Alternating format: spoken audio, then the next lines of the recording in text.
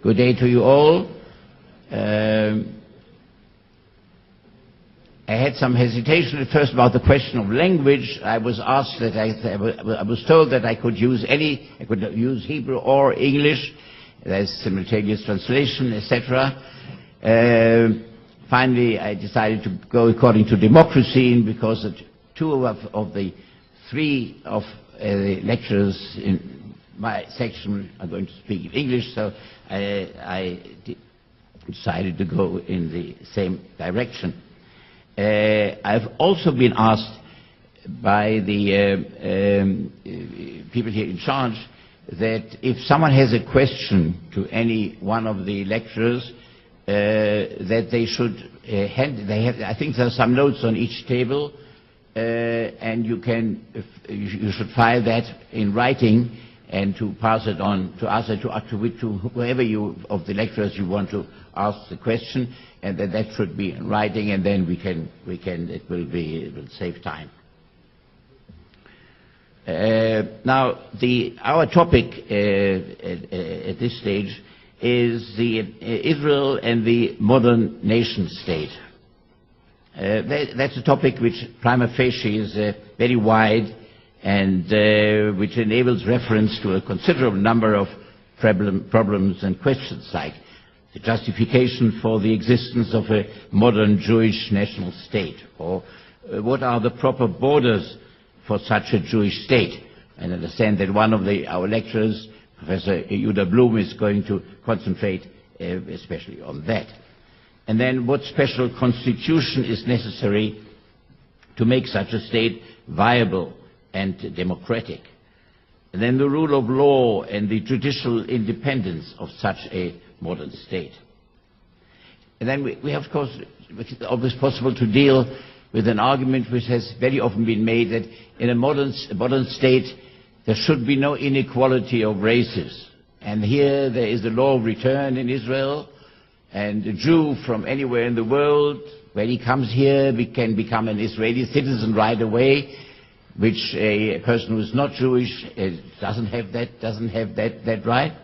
Now, for 60 years we've tried to explain, I think to a certain extent with success, but with many people, to say there's nothing here inequality of races. But this state of Israel was created as a homeland for the Jewish people. And this was recognized in the Balfour Declaration and everywhere else as a homeland for the Jewish people. Now people can come back to their homes. So if there's a Jew who wants to come to his homeland, he can do that, and there's nothing negative about that from a racial point of view. Then always the question arose whether in a modern Jewish state we can take into account things that happened to the Jewish people in the past, before the state of Israel was created. Now, I'll never forget, during the Eichmann trial, the argument was raised even by Jewish professors from many and experts from all over the world. They said Israel is a Jewish state, and a Jewish court, a court of Israel, represents the Jewish state. Now, the Jewish people were persecuted by the Nazis, by the Germans. They were the victims of the Nazi crimes, and it doesn't look just and proper that a court representing the victims, that this court should be able to judge and to sit on trial against someone who did something and who persecuted and killed members of this race, of these people who are the victims. Now, rationally, that's completely wrong. The whole idea of criminal law is that a community against which a crime has been committed, that community, through the courts representing that community, they are the ones who punish someone and put on trial someone who tries to harm that community. As I've also said during the trial, if someone in Turkey is found having committed treason against England, it's not a Turkish court that will judge him, but an English court if they can manage to get hold of him. I never forget, during the trial, there was a professor who also raised that point. He said, you as a victim and so on, does it look just, and so on. Also justice must appear to be done, etc. So before I could answer, he said, could you show me the charge sheet against Eichmann? So I did, and he saw that in this indictment we charged Eichmann also with the murder, not only with the murder of Jews, but also with the murder of gypsies and the murder of Russian commissars and the murder of Poles and Czechs and people from other countries. So this professor said, tell me, why did you charge Eichmann with the murder also of these people? Why didn't you leave that to a Russian court or a Polish court, a Czech court, etc.? So I said, wait a minute, 5 minutes ago you said you thought it was wrong that a country, that a court of a community representing the victims, that they should charge someone who did something against the victim. But you seem to have no problem with a Russian court, a Polish court, a Czech court. But if it comes to a court representing the Jewish people, you suddenly have that difficulty. Now, the man had the decency to blush. And he said, well, I must say, I don't quite know why I made that distinction. I'll have to think about it and I'll return to you. But he never did return. But that was, I thought, quite typical. I'll also never forget the first moment of that trial, when these judges came into the courtroom with the Israeli emblem behind them, and that man whose only purpose in life had become the destruction of that people, he stood up to attention before an Israeli national symbol.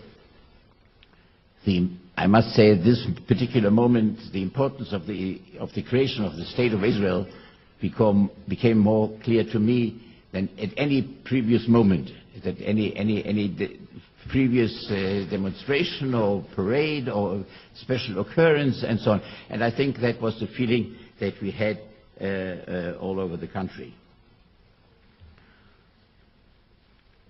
Just a short remark about what we heard before about some of the stunning things that we hear from all over the world. And I think it's very important that we've had this description and that we have to decide what to do and how to act against that. Only, maybe also as an incurable optimist, I think we also have to remember that there are quite a number of very important allies that we have and that do support our UI.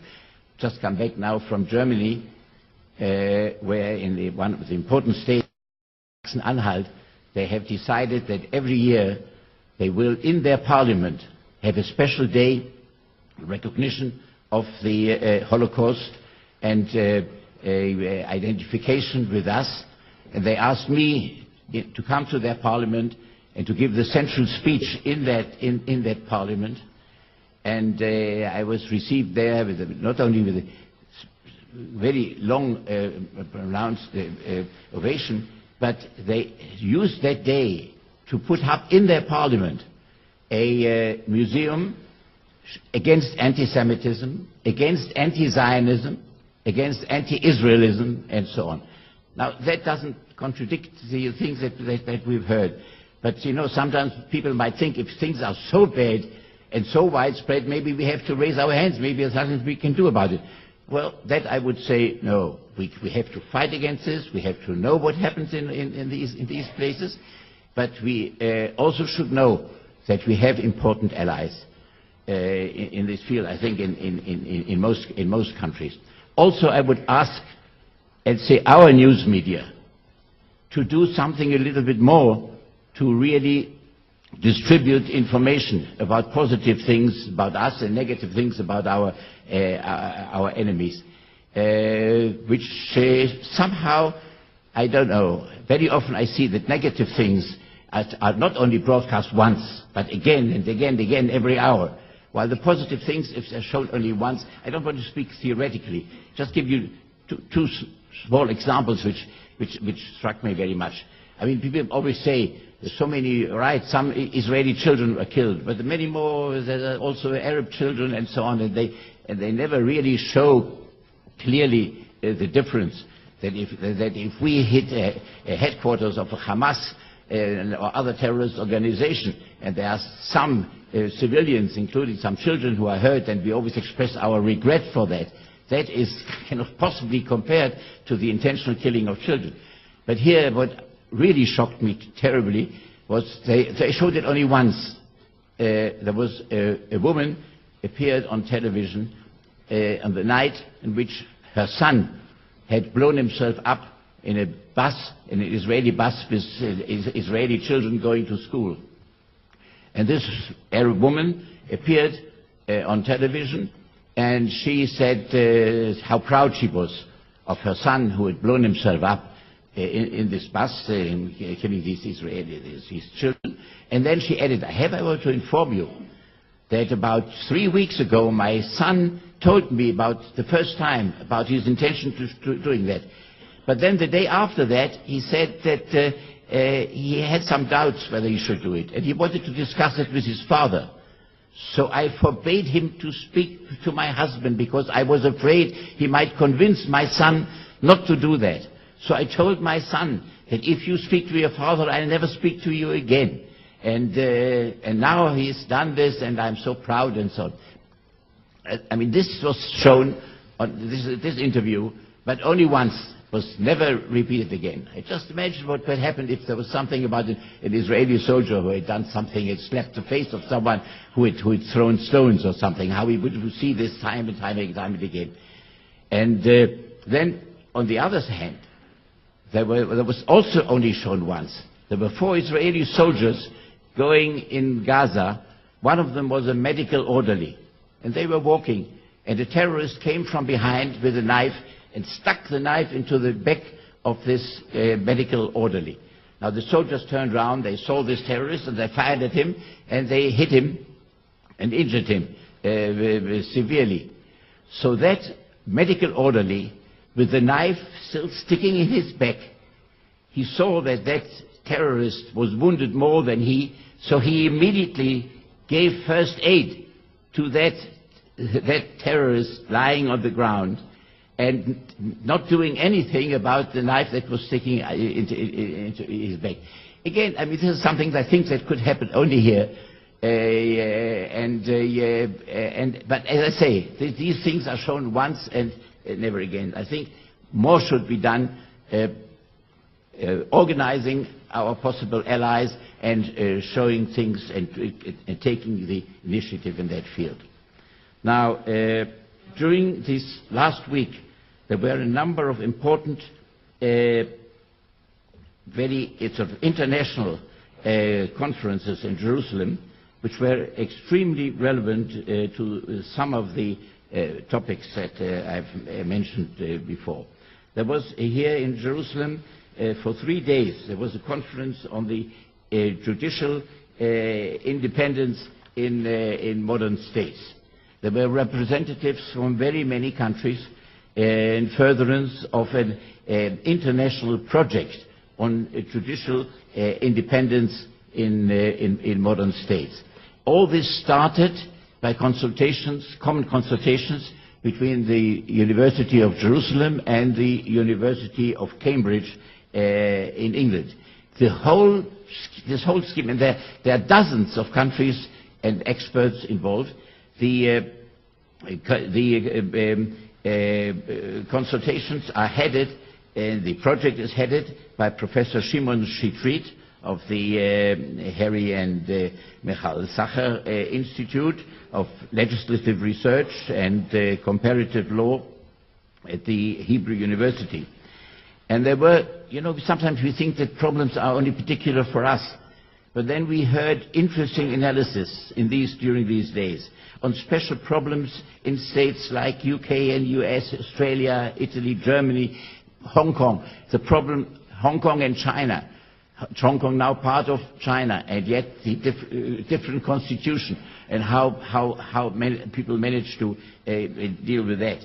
Problems in India, in Brazil, in Canada. Here we heard from the Right Honourable Irving Kotler, whom we are going to hear afterwards in our meeting today, and he gave us a very interesting information about that. Then we heard about flagrant disregard for the independence of judiciary in states like in Ecuador, where judges are removed forcibly by the administration. Similar attempts were made, not so successful in Pakistan. And there was a transfer of powers over judges by the administration in Uruguay. I mean, there are certain things that we are really proud of, that there's no danger of something like that existing here. All that as compared with the independence of the judiciary and the power to abolish laws that are contrary to legal norms laid down in basic laws in Israel. This is something that we are proud that happened, and that happened here and have been established here as compared to other countries where this is not accepted. And also, of course, considering what should be done to keep this alive, and that it should never be abolished. The results, by the way, of that special project, which I said was headed by the Israeli professor and arranged and formulated by dozens of experts from all over the world, that is being published these days about the judicial independence.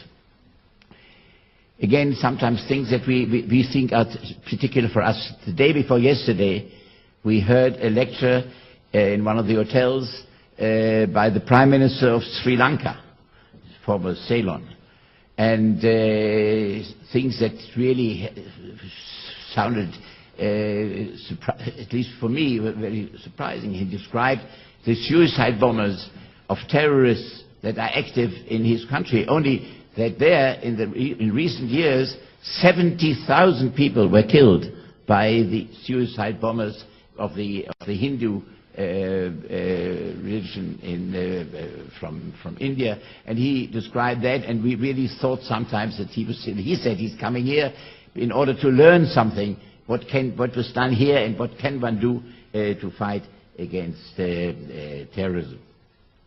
Now, after listening to all these conferences and what we've heard here so far, I think it is very, very even more interesting to hear from the real experts that have agreed to appear with us here today, and who will in our session now explain their opinions on the topics that have been mentioned here.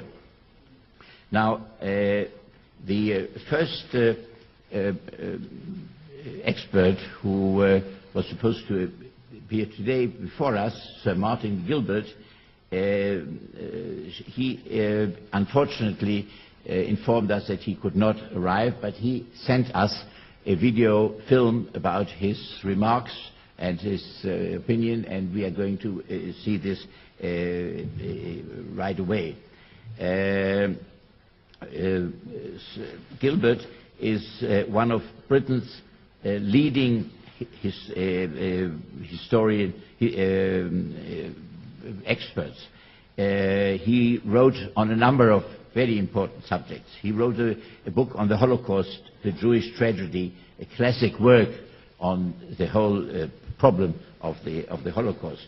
He is regarded as the official biographer of Winston Churchill. He wrote a book on, first of all, one on Winston Churchill's life, and also on Churchill and the Jews. He wrote about 75 important books, a history of the First World War and the history of the Second World War, which are really was one of the most important textbooks.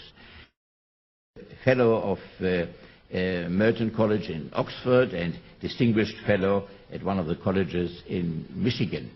Now, he was asked to review how Europeans understood the national and historical rights of the Jewish people prior to the British mandate. Now, he decided to focus his remarks on the city of Jerusalem and the history of Jerusalem, which he views as a microcosm of Jewish rights. So we are now going to see the opinion and the remarks of Sir Martin Gilbert. Thank you.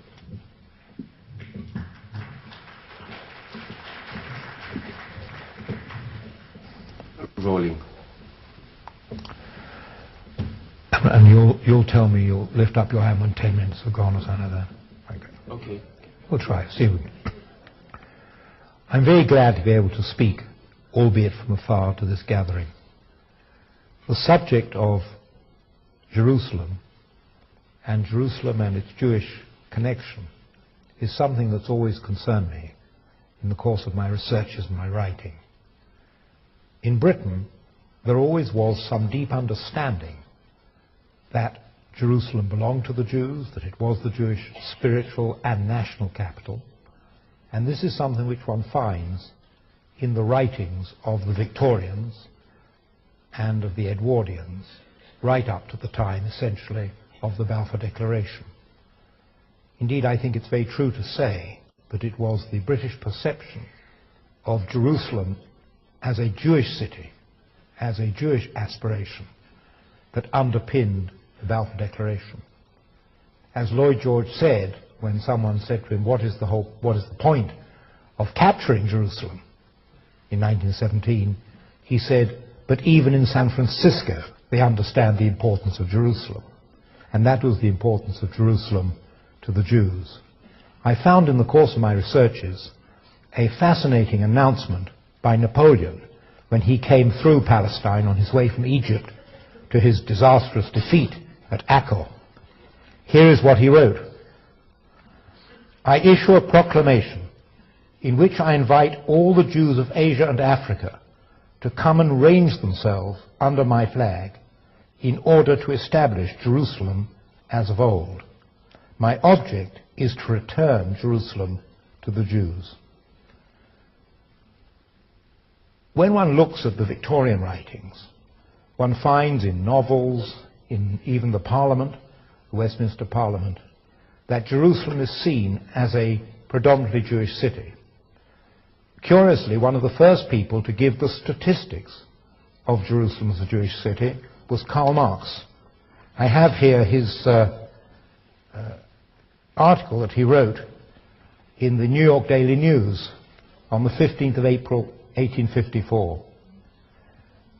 The sedentary population of Jerusalem, writes Karl Marx, number about 15,000 souls, of whom 4,000 are Mussulmans and 8,000 are Jews.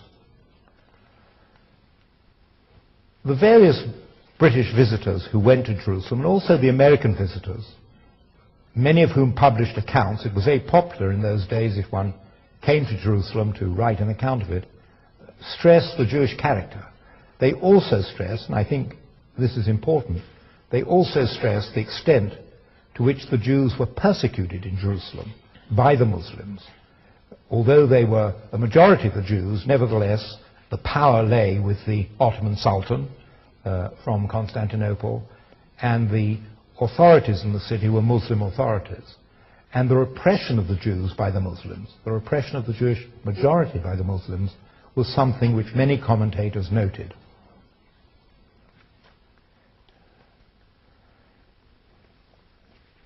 Here is a bishop, Bishop John Vincent, an American, writing in his extraordinary book, Early Footsteps of the Man of Galilee, which he published, I believe, in 1884.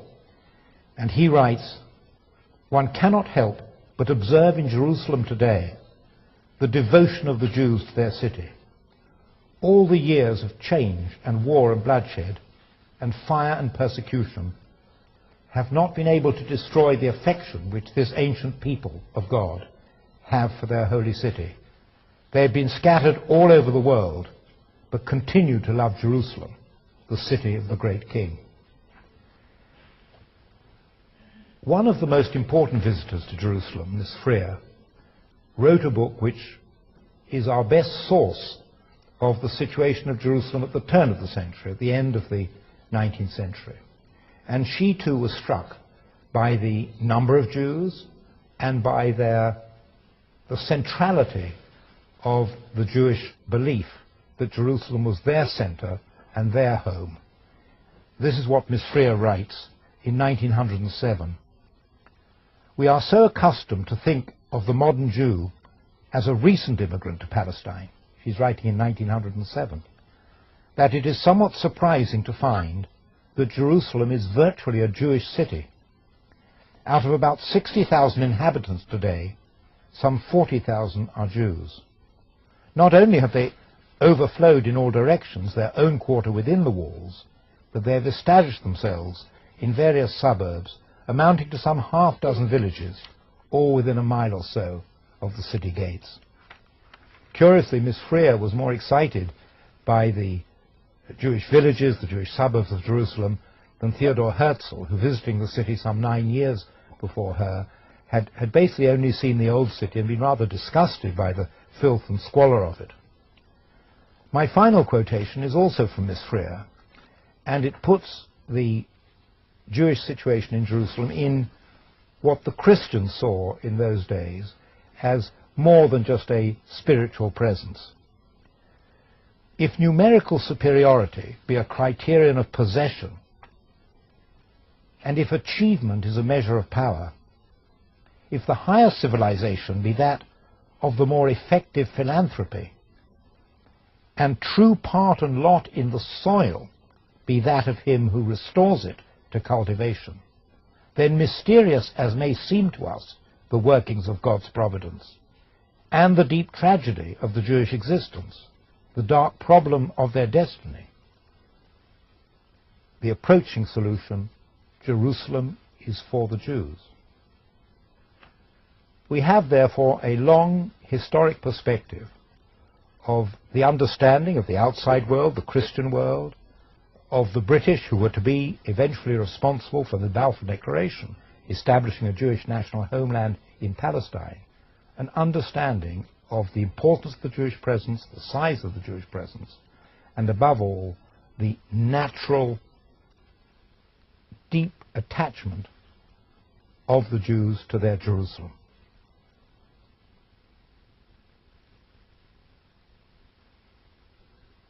Perfect.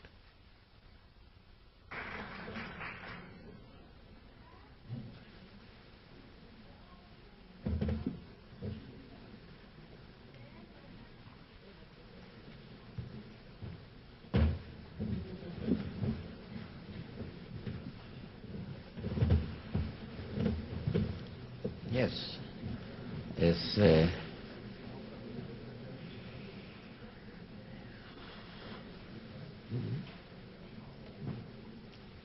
This was very pleasant and encouraging for someone who is a hopeless lover of Jerusalem. Well, hope that opinion will be the general one. Our second participant in our section is Professor Yehuda Blum. He is Hirsch Lauterbach Professor of International Law. He had his master's degree at the Hebrew University of Jerusalem in 1955. He had his PhD at the University of London, at London School of Economics, 1961. And he, on the other hand, also was a Dr. Juris at the Yeshiva University in New York in 1981. He acted as a law clerk of Justice Goitein at the Israeli Supreme Court. He was the assistant to the Judge Advocate General in the Israeli Defense Force. He was an assistant legal advisor at the Israel Ministry of Foreign Affairs, 62-65. He then joined the faculty of the Hebrew University in Jerusalem. And there is a long, very long list of fellowships and lectures that he gave at various universities in very many countries, mainly in the United States, Australia, and others. He was a member of the Israeli delegation to the Third United Nations Conference on the Law of the Sea, and later at the 31st session of the United Nations General Assembly in New York. He was then made an ambassador and permanent representative of Israel to the United Nations in New York between 1978 and 1984.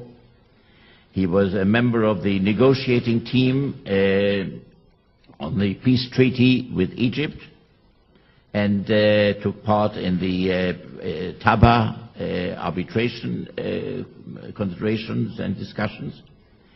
He is the law editor of the Encyclopedia Hebraica. He wrote lots of articles, about 40 important articles in Hebrew, English, and German, mainly on the topic of international law topics. I think you will agree with me that with this record, it will be very difficult to find someone who will be a greater expert to talk to us on the topics that and especially here, the boundaries of the State of Israel. And we're looking forward to hearing what he's got to say. Professor Blum, please.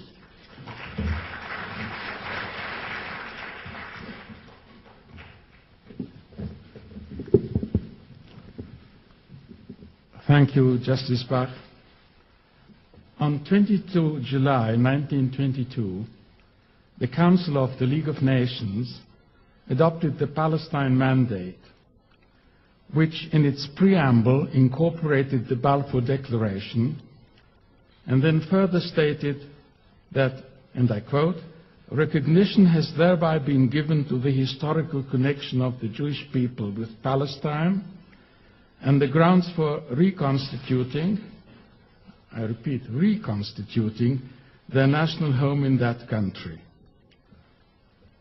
The Council then entrusted Great Britain with the Palestine Mandate and with the responsibility for promoting the political, administrative, and economic conditions to secure the establishment of the Jewish national home.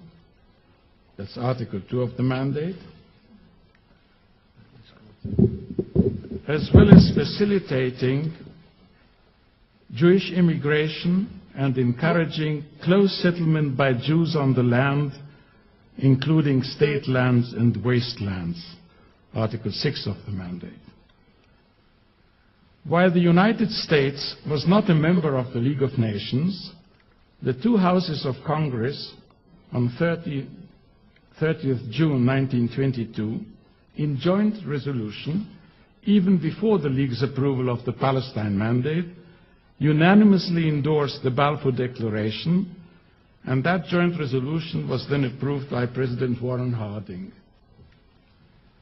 The Palestine Mandate did not provide for the boundaries of the new territorial entity, specifically carved out for the purpose of establishing the Jewish national home therein. Under the Ottoman period, the territories that became Palestine had been included within various administrative districts, such as the Sanjaks of Beirut and Damascus, with Jerusalem, due to its religious significance, being placed under the direct jurisdiction of Constantinople. Thus, with the adoption of the mandate, it became necessary also to fix the boundaries of Palestine. And the decisions reached at that time have shaped the boundary issues of Israel to the present day. Zionist support of a British Palestine mandate was a decisive factor in the League's decision and was therefore duly resented by the French, the imperial rivals of the British in the Middle East. While the interests of Great Britain and the Zionist movement initially converged in this regard, they were certainly not identical. Great Britain was interested primarily in securing for itself the hinterland of the Suez Canal, in a land connection between Palestine and Mesopotamia, later renamed Iraq, also under British mandate, and in an oil pipeline from the Mosul-Kirkuk region to the Mediterranean. By contrast, the Zionists were interested in the strategic and economic viability of the national home, which they viewed as a forerunner of their future state. Accordingly, they asked for boundaries that would fit that bill, with the emphasis being on the economic aspect. In the north, the Litani River and Mount Hermon, the latter essential for the control of the headwaters of the Jordan.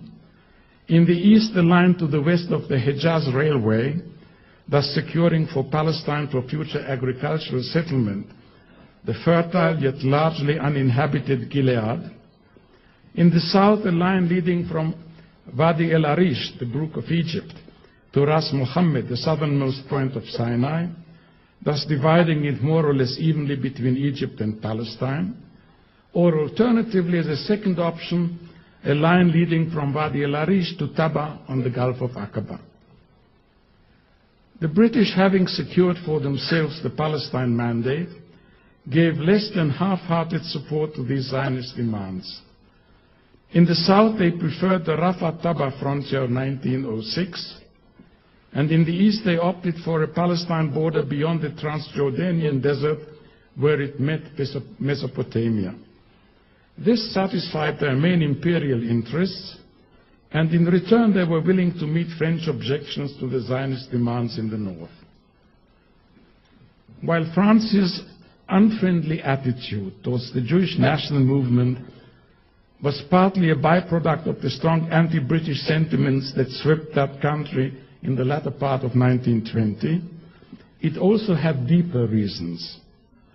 Reporting to British Foreign Secretary Lord Curzon in November 1920, Robert Van Sittard, a leading member of the British delegation to the Paris Peace Conference, wrote, and I quote, "The French refusal was perhaps more fundamental than we understood, and it was useless for me to put forward again the economic arguments to which they had often listened. They had agreed to a Jewish national home, not to a Jewish state. They considered we were steering straight upon the latter, and the very last thing they would do was to enlarge that state, for they totally disapproved our policy.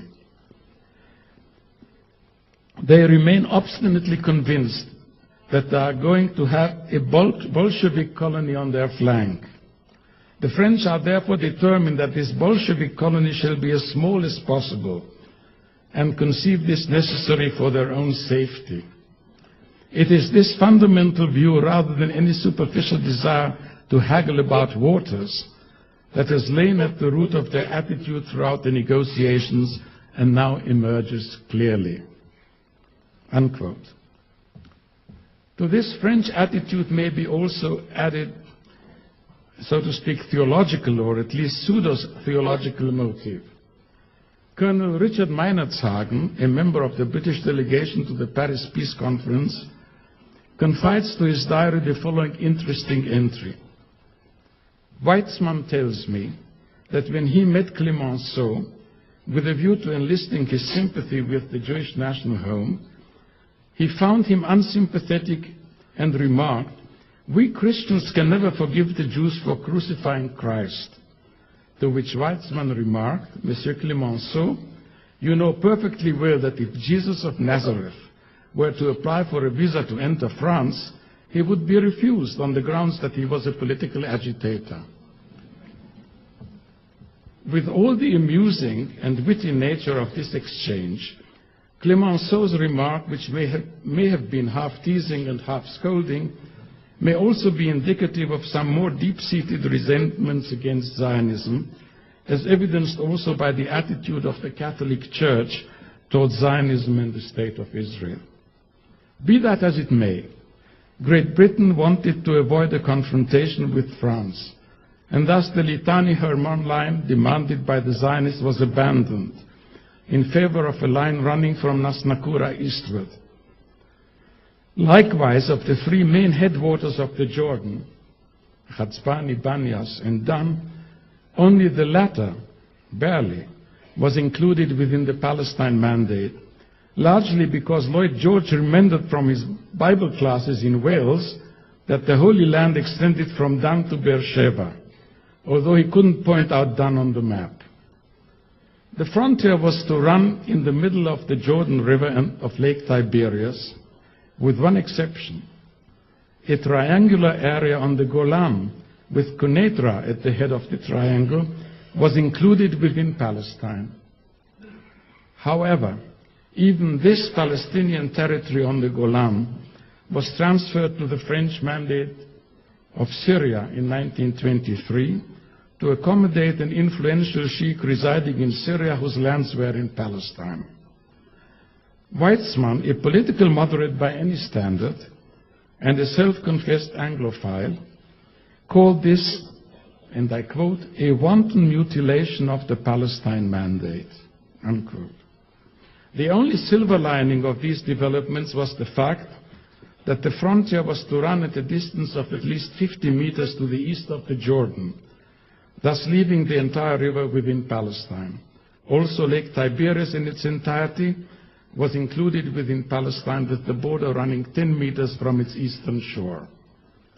Thus, France succeeded in crippling in advance the future Jewish state both economically, by depriving it of its natural water resources, and militarily, for the border in the north was virtually indefensible, with serious ramifications for Israel in the period between 1948 and 1967.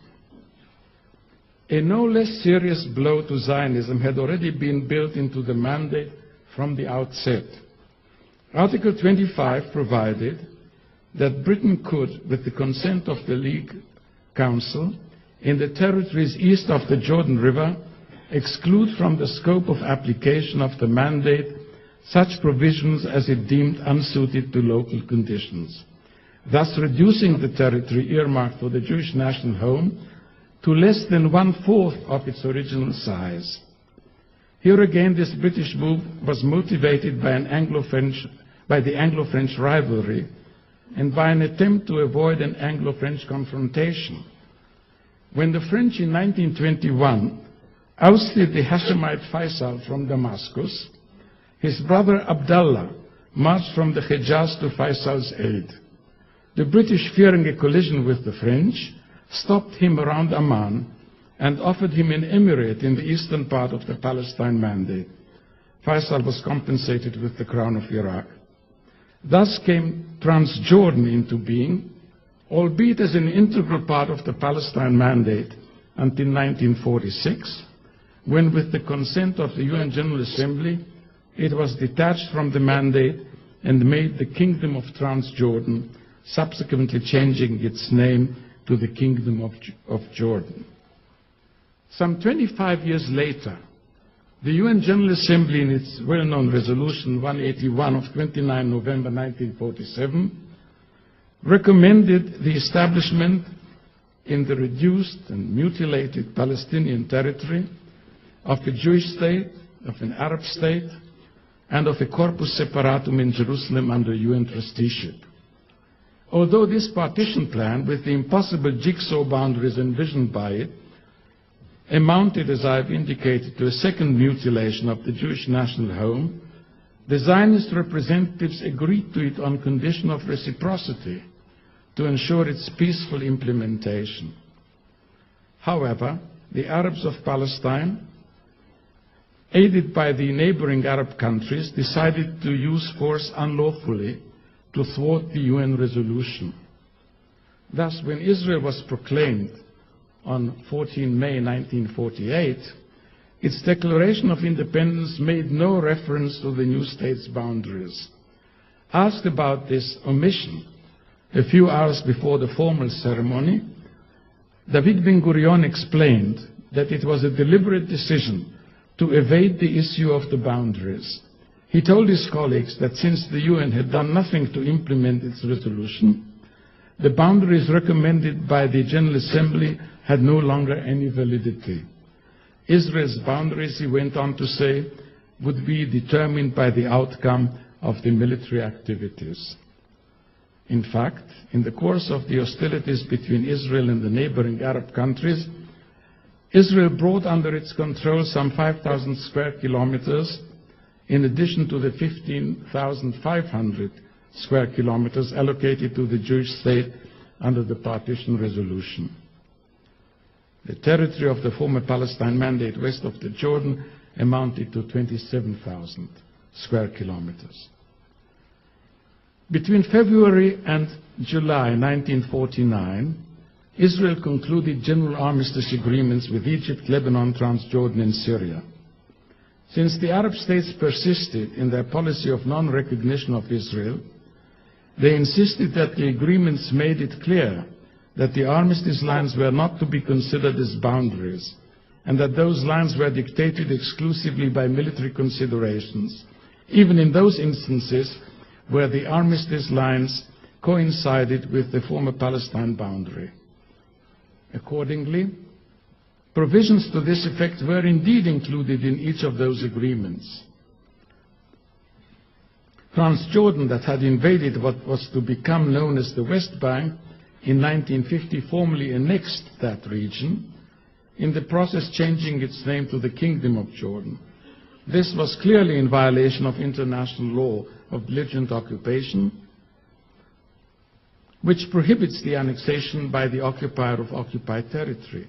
It was not recognized by the international community, including the Arab states, except for Great Britain, which was the real power behind the Jordanian throne, and which excluded Eastern Jerusalem from the scope of its recognition, as well as by Pakistan.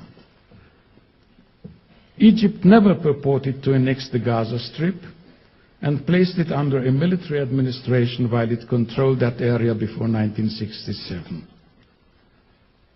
Even on the eve of the Six-Day War of June 1967, the Arab position was stated in the Security Council by Jordan's representative in the following terms: there is an armistice agreement. The agreement didn't fix boundaries.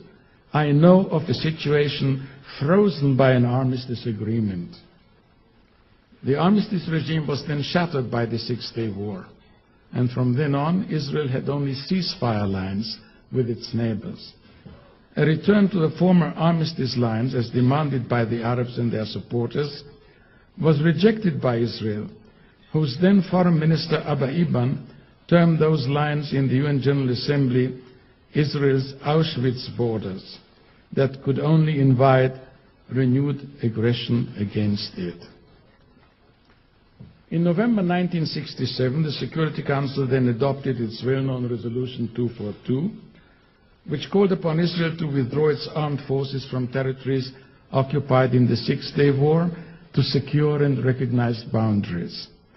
Arab-Soviet attempts to have the resolution demand Israel's total withdrawal to the former armistice lines were rejected by the resolution's sponsors, who insisted that Israel's future internationally recognized boundaries would have to be negotiated with a view to also ensuring their defensibility. The Egyptian armistice line between 49 and 67.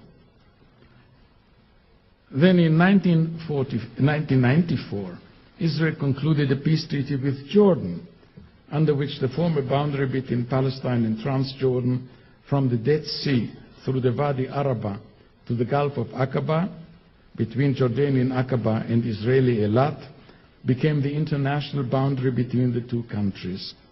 However, the demarcation of the border north of the Dead Sea except for the northernmost area, the Naharaim sector separating the two countries, was left open by the peace treaty due to the 1993 Declaration of Principles between Israel and the PLO, the so-called Oslo Agreement, and the Cairo Agreement of 1994.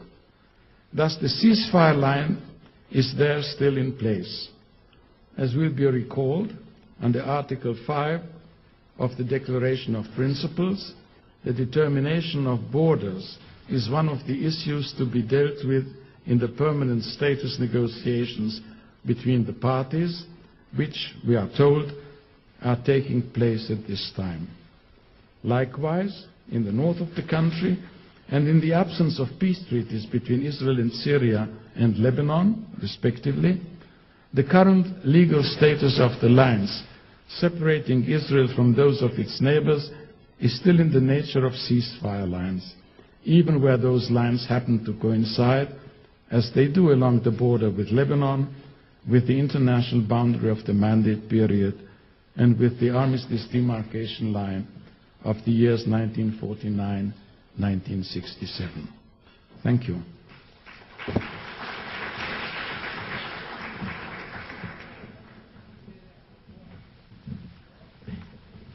Thank you very much for your analysis and your description, which, well, part of the things should have been remembered by us all, but many things I think were not in our memory, and therefore we are very grateful for reminding us of all that.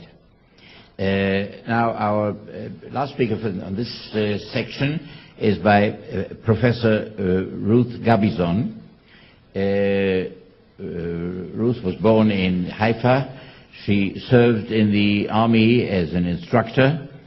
She studied law at Hebrew University in Jerusalem. For the first 2 degrees she received at the Hebrew University, but parallel to that she also studied philosophy and economics and got her degrees in that as well.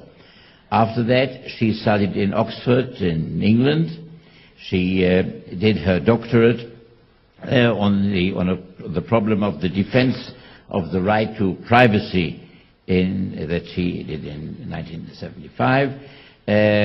Then from 74 she teaches at the Hebrew University in Jerusalem, got a professorship in 86 at the Faculty of Chaim Cohen on the questions of personal rights. She also worked at Yale University, at University of South California, and she wrote in 1991 a very important work on the power of the Attorney General to decide on prosecution and on the stay of proceedings in criminal cases. Now, Professor Gabizon is very much known in recent years for the combination of her expressions and her articles on questions, the combination of law and politics. And there were very many publications which are well known all over the country and abroad on the meaning of the Jewish democratic state.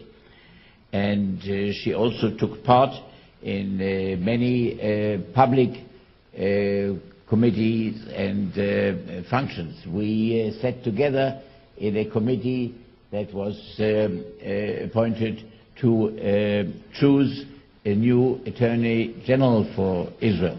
We there had a very interesting time, lots of arguments for and against, where we had to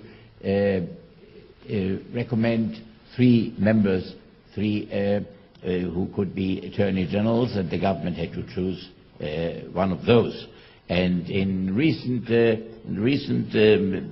months, everyone in here knows and remembers her activity in the framework of the well-known Vinograd Committee, which I don't have to explain to you what the importance of that was. We are very much looking forward to hearing what you've got to say. Please, Professor Gabriel.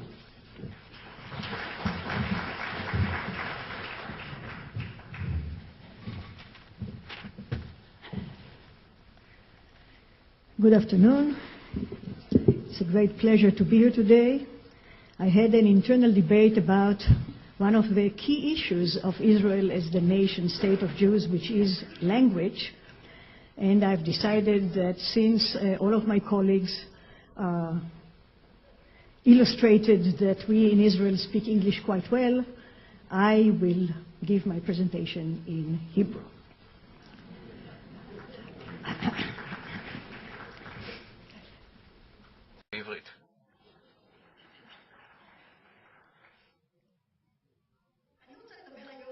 Today, I would like to talk about something which is quite surprising, namely the fact that 60 years after the establishment of the State of Israel, that was founded, as we've heard, after the UN resolution of 29 November 1947, that stated there would be two states, a Jewish state alongside an Arab state, and despite an international and ongoing and consistent international commitment to the solution of two states to two peoples, two nation states, each of one of which is an expression of self-determination of the Arab and the Jewish peoples in part of the land of Israel. Despite that, the State of Israel is the only country in the world that I know of whereby the discussion about its existence is not a discussion about borders, as we've heard from Professor Blum. First of all, it's a dispute about its existence. There are countries in the UN that openly and hope and call on expectations to the physical annihilation of the State of Israel without any much response from the international community. But beyond that, even those that are okay, quote unquote, and are willing to accept the existence of the State of Israel, usually they negate the right of the State of Israel to continue to self-determine itself as a state where the Jewish people determines itself or has the right for self-determination. This is my great puzzlement. It is further reinforced where juxtaposed against the demand of the Israeli state to be not a neutral state, but rather a state where the Jewish people determines itself or has the right for self-determination, which is a recognized international right. The contrary demand is not only the demand of the Arabs, as was spoken about in the partition plan of November 1947. We are talking about the Palestinian state, and the Palestinian state is a salient nation state. It is a country that determines itself as a Muslim country, even though there is a very large Christian minority. It determines itself as an Arab-speaking country. It determines itself as part of the greater Arab nation.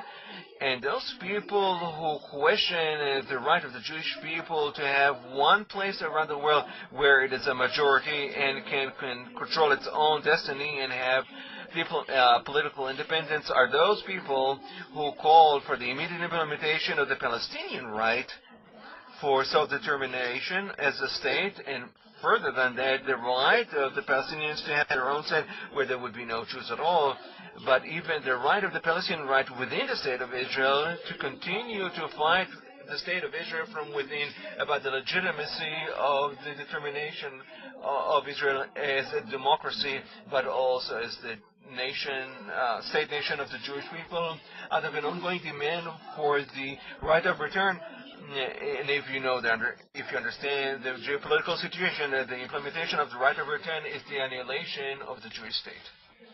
And therefore, this assertion as if we already agree to two states is a very misleading assertion, because it's not enough to agree to two states. We need to agree to the principle two countries to two peoples, and what emanates from that. And what emanates from that are things that a large part of the international community either refuse to refer to or refuse to accept.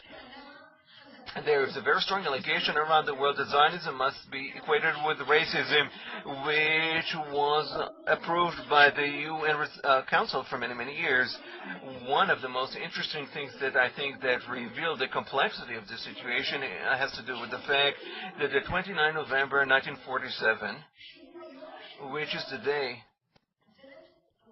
the UN Council adopted with a majority of more than two-thirds the decision to set up a Jewish state in part of the land of Israel, is today the Solidarity Day of the United Nations with the Palestinian people.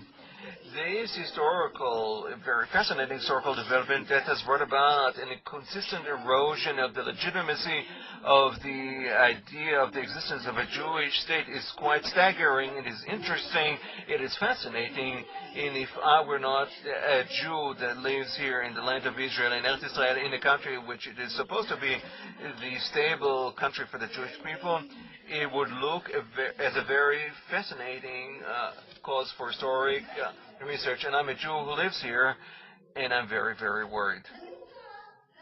So I would like to recall a few fundamentals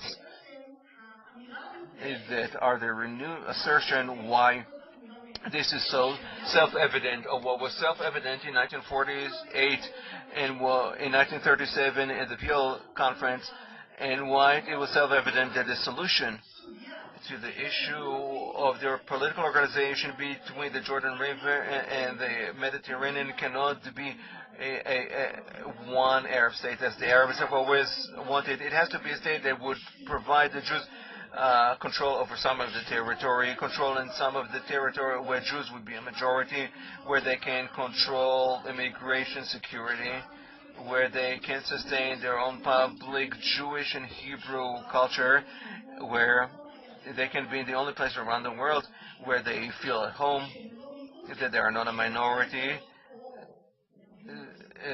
that you can welcome or persecute or threaten. I would like to do two things very, very briefly. The first thing is to explain what were the circumstances under which in 1917, 1937, 1947, 1948, 1949, the world went along with the idea of a Jewish state, and what has happened or has transpired that there is an erosion of this idea. I would like to explain this to you, and later on I would like to tell you very briefly, because I don't think this is the audience that needs to hear that. I would like to say very briefly why the reasons, not the explanations, what are the justifications that were provided by the Jewish state during that time. Justifications, not only were they not weakened since then, but actually have been reinforced. Justifications that existed and still exist today, and I think that the public in Israel in its entirety and the international community must meet its commitment that stems from its own principles of the Charter, of the Human Rights Charter, and of the conventions, and to stop lending a hand to the delegitimization of the state, of the Jewish people to have its own state. The principle of self-determination is a principle that was recognized by the international community. It is not something that was invented by the Jews. The international community, in the wake of the First World War, it became apparent the danger, the political danger of lack of consideration, of discrimination between ethnic and national and political communities. I don't want to go into a historical chapter, the collapse of the empires with their own structure, the multinational, multicultural, and multi-ethnic attitudes, but I would like to say that the principle of self-determination stated that one of the foundations for stability, for international stability, is strong countries. And countries that in principle there is congruence, not complete congruence, not total, but there is reasonable congruence between the political community and the cultural, ethnic, and national communities. This was the underlying principle. It was applied to Europe, and it was also applied later on to the post-colonial and post-imperialistic movement, namely the right of people that then were under colonial regime to have self-determination. The big debate with regard to the state of Israel, the Jewish state, was a dispute on two fundamental questions that I don't want to deny them. I'm not going to elaborate on that, but I want them to be put on the table. From the very start, the movement that brought about the establishment of the state, the Zionist movement, said two things. First of all, the Jews are also a people. It's true. They are also a religion. It's true that religions and peoplehood in people are intertwined in an inextricable link that does not exist in any other people, but Judaism is also religion and a peoplehood. It is important to state those two, that it is also peoplehood, not on religion, because of secularization that has brought about the Jews that wanted to remain Jews chose not to be observant. This was a fairly new phenomenon of many religions, but also the Jewish people. The Jewish national movement followed other national movements in Europe and in other places and stated, I want to have a full existence. What does it mean to have complete national existence? Full national, it means that I don't have to privatize my own existence. I don't have to hide. I don't have to be a Jew in my own home and French or English or German on the outside. I can have completeness where I'm a Jew in my home and a Jew also on the outside. Jews in Europe suffered from a series of threats. I'm going to talk about three threats. There was a physical threat, an ongoing threat that was of deportation, of pogroms, of extermination. There was also the threat of culture, of assimilation. Part of it was forced upon a part of it had to do with emancipation, but there was also the threat of estrangement, where you cannot belong anywhere. You will always be a foreigner, a little bit. It's true that the French said that Jews are everything, but Judaism had a little more than just nothing, and Jews did not have everything. The same was true in France and Germany and all the others that underwent emancipation. This combination of the threats to Judaism, cultural, physical, and ones of identity, have been conducive to the fact that the National Zionist movement, that was not very strong, did not conquer all the hearts of the Jewish people. It was a very powerful movement, and it started the idea that in order for the Jews to have complete existence, they must to have their own territory where they would be a majority. A Jewish majority was the sine qua non for Jewish Renaissance. I'm not going to go between the cultural Zionism and the religious Zionism, but we know it. But when Zionism started getting organized, a majority of Jews where you can have complete Jewish independence was a sine qua non for the national Renaissance. This existed under the mandate. We've heard part of the story in the review of Professor Bloom. The Zionist enterprise succeeded because the National Zionist movement has been able to build in Israel not only theory, not only the Balfour Declaration, but a critical mass. At the beginning of the 20th century, to my mind, the Jews did not have a right for self-determination in parts of Eretz Israel, not because they did not have historical rights, but because they did not have a critical mass of Jews that lived in Eretz Israel, in the land of Israel, and therefore the arguments of the Arabs that lived in Eretz Israel, they said, this is our land, just like any other people that stops being under a colonial regime. Let us be the majority and let us have a sepa, which is a very serious argument, which is very weighty in the international community at the beginning of the 20th century. If the Arabs had been able to set up a country or to control over immigration, it is possible that the Jews would not have had an opportunity to set up their own state in the land of Israel. The Turkish and then the British mandate were opposed and limited everything, but Jews were able to create a critical mass from the mid-30s. The problem of the international community is not a question of whether to ratify or to approve the establishment of the state of a Jewish state, but what can you do with a Jewish collective which is very vibrant, speaks Hebrew, and with productive, modern. that lives in Eretz Israel, in the land of Israel, and the Fuel Committee, and UNSCOP says it, and the Anglo-American community and Bernadotte says that. Everybody says that you cannot, for the Jews to live under one political framework because they have aversion to one another. The Arabs are not willing to accept Jewish existence, and that was not symmetrical. So you cannot implement the rights of the Jews for self-determination without giving them a state.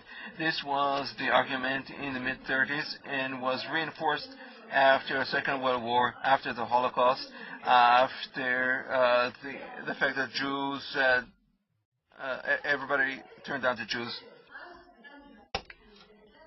So there was a justification for a Jewish state. We made this decision at the time, but now this is over. That it's post-Zionism. There was a justification for a Jewish state, but now it's already 60 years later. There is a state. The Jews are safe wherever they live. Maybe the less safe place for Jews today is the state of Israel, but why should there continue to be a Jewish state? Why should it continue? And I think that those arguments that were in favor of establishing the Jewish state then exist today, although we have to say that the Jewish people managed to take advantage of its state in a wonderful way. The state of Israel today is a very strong, developed, large country, the largest Jewish community in the world, something that didn't exist in 1948. But together with that, the existential, physical challenge and the cultural one of the State of Israel not only did not disappear, but on the contrary, it is getting stronger. And why so? In 1930, the image of Jews was that of victims, of a persecuted minority, people that helps themselves, trying to build for itself a place of its own. It's easy to connect to such a thing. Of course, the Holocaust strengthened that very much. But what happened to us in the recent years, which is something that in part we have the responsibility for, and some of it is manipulation, is that the State of Israel today is presented in the world as something completely different. No longer is this people who have no place. It's no longer a people who have nowhere to go. This is a conquering people, like a tyrant, a dictator nation. It deserves to be fought against, a liberation holy war. This is a people that by necessity creates a country of apartheid. Although this resolution of Zionism equal racism was annulled, but the argument behind it appeared in Durban and it doesn't want to go away. Vis-a-vis this thing, the State of Israel today has to face, and vis-a-vis this thing, it is very difficult to cope. Difficult because of a few reasons. One is that the controversy is also inside the State of Israel and also within the Jewish people. The greatest critics of the State of Israel today and of the national enterprise of the State of Israel are Jews and Israelis. Some of them are people who sincerely are anxious about the moral image of this country. Maybe they don't know or they don't care enough the way people take advantage or manipulate the things they say in order to negate not only the justification of this policy or another of the State of Israel, but the justification of the mere existence, the mere right of the State of Israel to exist. I am sorry, I was sure that in this panel there will be some sort of division, and will say just a little, but okay, they allowed me to say this. It's not complete, and I think that it's important to complete it. But I think that it is very important that our line will be one that distinguishes very distinctly between criticism against the State of Israel. That is something which is legitimate. It's not good to do it with double standards. It's not good to criticize Israel about things that are allowed to any country. But it is something legitimate, and it's even a duty of Israelis to criticize their government from inside.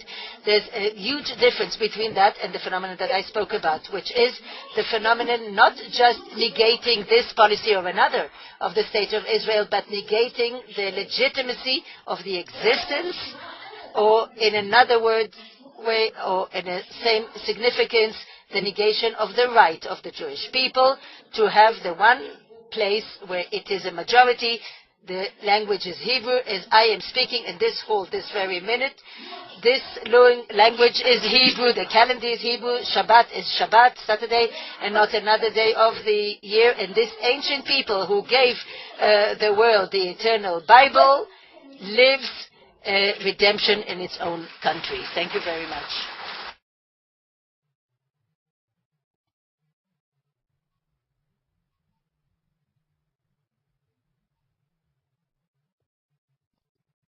Thank you very much for this very interesting lecture, and I hope that the translation was good enough.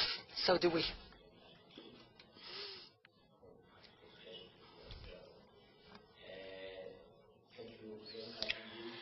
תודה רבה, הגברת, על דברייך.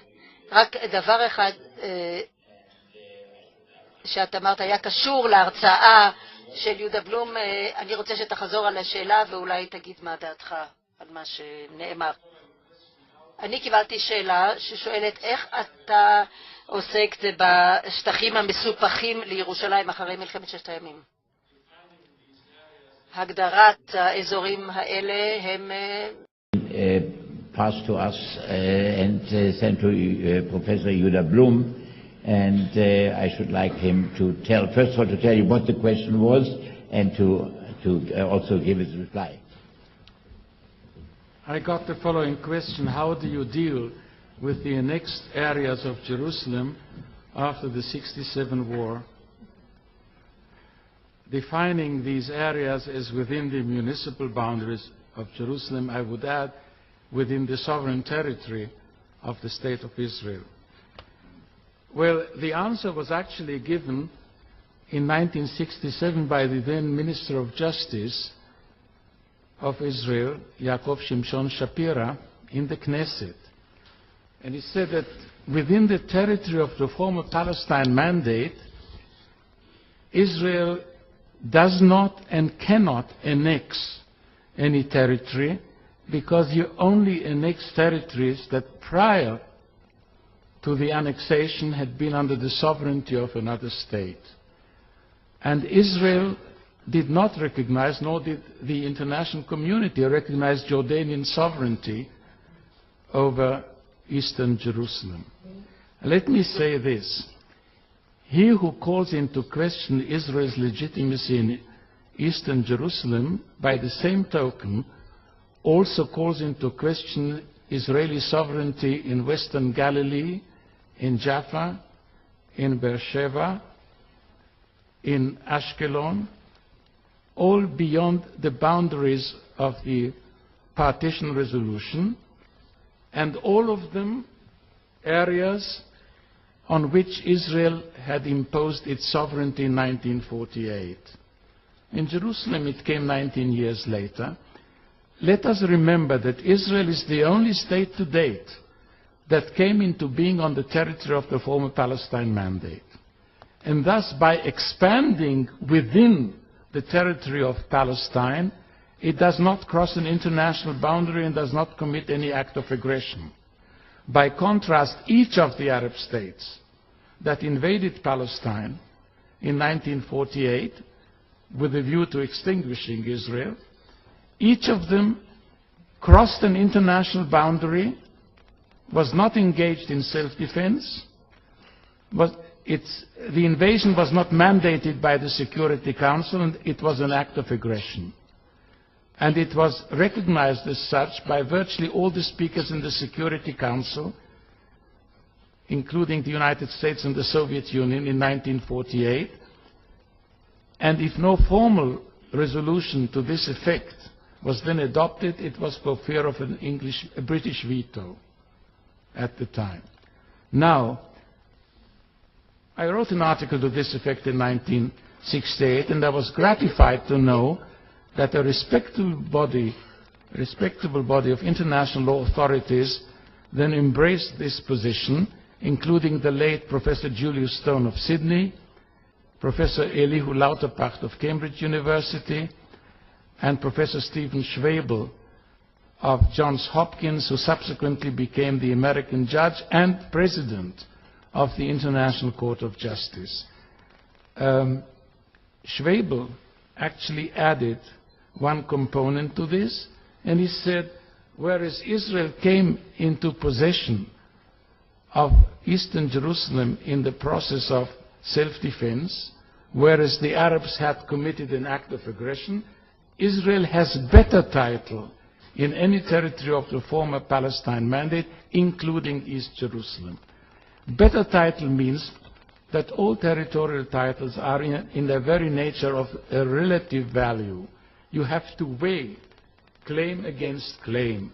And since Israel has a better claim than any other country, this superiority of the Israeli claim does then bring about the result that Israel can perfect its territorial title. To date, Israel has done that only with regard to Eastern Jerusalem. It didn't claim sovereignty anywhere else in the territories that came under its control in 1967. Thank you very much. In fact, I think it was Professor Lauterbach who wrote also an article on that, saying that Israel, under international law, would have the right. There's no other country that has a superior right to annex this territory. And as I understand, one of the main reasons that this was not done is the demographic problem, that we wanted to remain a Jewish state and did not want to become a minority, which would be the end of a Jewish state. That's why this was not perfected in a way and carried out, although under international law apparently the possibility existed. Thank you very much indeed. Is there another question? Oh, I see. I wanted to ask if there's another question on the way. Oh, I see. Yes, please. First of all, tell us your name and to whom it is addressed, and then tell us the question. זה לא פועל. כן.